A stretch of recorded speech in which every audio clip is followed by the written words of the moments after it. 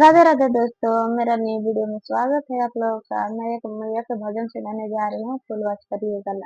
Video पसंद है लाइक subscribe जरूर करिएगा। मैया सूतल रहली पलंग डसाई के, लाल चुंदरिया ओढ़ के ना। मैया सूतल पलंग डसाई के, लाल चुंदरिया ओढ़ के ना। मैया के पाए राधा बाइब, मैया के धीरे से जगाइब, मैया के पाए राधा बाइब, मैया के धीरे से जगा। मैया के मांगिया बाहोर में हृदय खोल के, जय माता दी बोल के ना। मैया के बिंदिया लग में हृदय खोल के, जय माता दी बोल के ना। मैया के काजल लगाए हृदय खोल के, जय माता दी बोल के ना। मैया सूतल रहली पलंग डसाई के, लाल चुंदरिया ओढ़ के ना।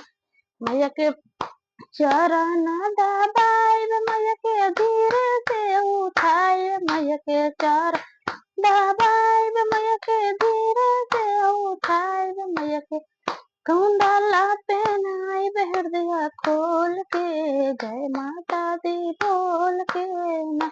मैया के नाथिया पहनाई हृदय खोल के, जय माता दी बोल के ना। मैया के टीकावा पहनाई हृदय खोल के, जय माता दी बोल के ना।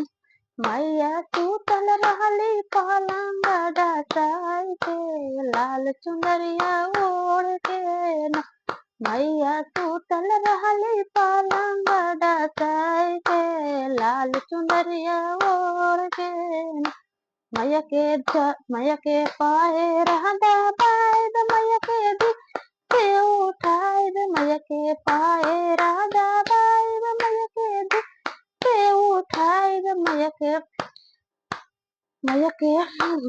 हारावा पहनाई हृदय खोल के, जय माता दी बोल के ना। मैया के कंगना पहनाई हृदय खोल के, जय माता दी बोल के ना। मैया के फूलावा सजाए हृदय खोल के, जय माता दी बोल के ना। मैया के मंदिरा सजाए हृदय खोल के, जय माता दी बोल के ना। मैया सूतल रहली पलंग डसाई के, लाल चुंदरिया ओढ़ के ना। मैया के पायला पहनाई हृदय खोल के, जय माता दी बोल के ना।